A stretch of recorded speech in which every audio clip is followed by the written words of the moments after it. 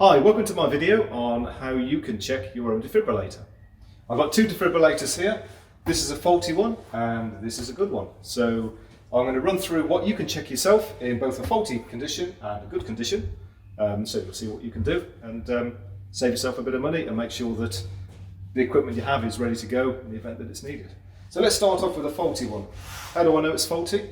Well, there's a window on the front here. So if you imagine this is on the wall, every time you walk in past you can see it, and it's got red symbols on, which is never good. Anything red is never good.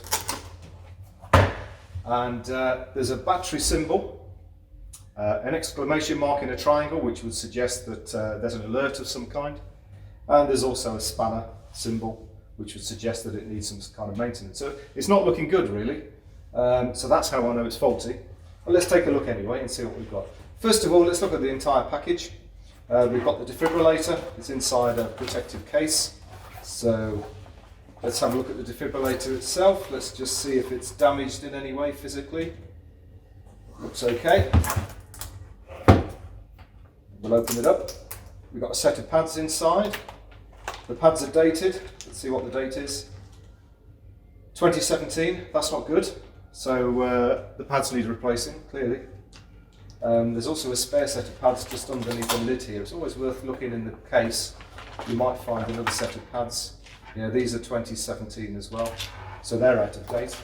Incidentally, they're both adult pads, which if this were in an office block, predominantly where you've got adults working, that would be acceptable. You can get child pads or infant pads as well. So maybe if this were in a school, for example, or a leisure centre, you might also want a set of infant pads and adult pads, something to bear in mind. So, needs a new set of pads, we know that straight away. Let's have a look at the battery. There's a battery symbol on here, so maybe the battery is faulty.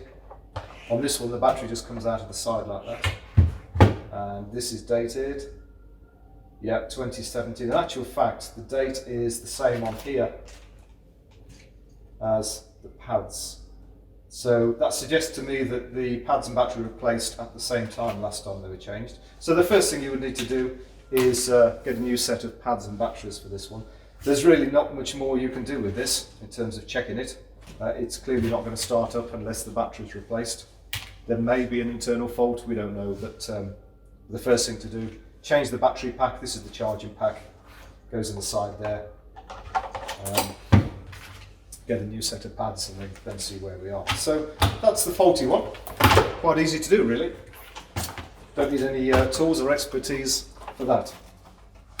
So let's turn our attention now to the good one. How do I know it's good? Well, much the same sort of process, really. I'm looking for the indicator. So on this one, the indicator is there. It's in a little window, which you can see, and there's a green tick. Which suggests it's green, it's a tick. What more do you need?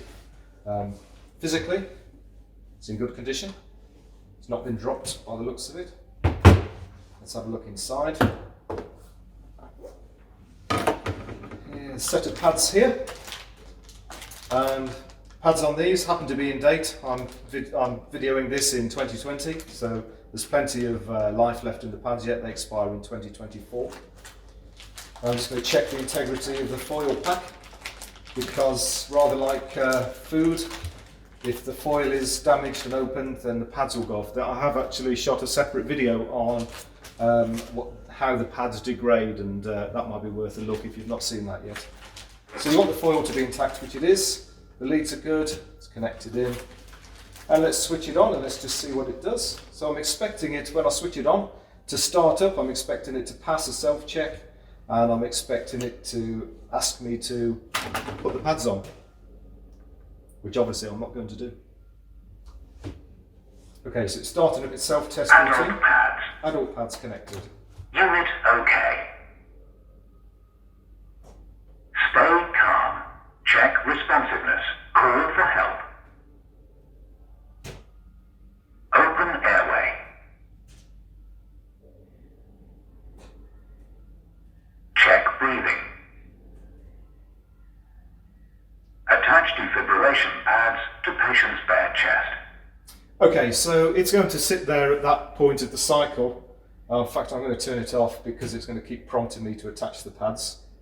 I'm not going to attach the pads because that would mean opening that, and that's a one-way trip. I would then need a new set of pads. So as part of your check-in, don't open the pads to check them, leave them intact. But by going through that process, you can see that the logical steps that are happening, it's following the logical sequence. Everything about what it's telling me seems to make sense. If I'm not sure, I could always look in the instruction book. The instruction book for this one is here. This will tell me exactly what the device is supposed to do. So if you're not sure, just reference this document, or if you can't find the original document, just download it online. All the manufacturers have their documentation as PDFs, which you should be able to find without any trouble. So this is looking good, and I'm just going to check in the bag here. There's no spare pads. I've got some.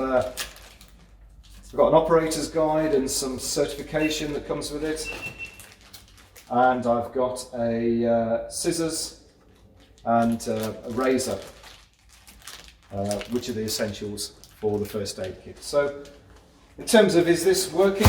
Answer, yes. Is everything in date? Yes. Is the kit complete with my first aid kit? Do I think it's ready to go and ready to use? The answer is yes. So there you go. So I hope that's been useful. It takes 5-10 minutes, less than that probably. It's something you can do yourself. It doesn't cost anything, and it will give you at least reassurance as to what the condition of your AED is. And if you do need to do something, you need some advice, then just go online or maybe give us a call. There you go. I'll see you next time.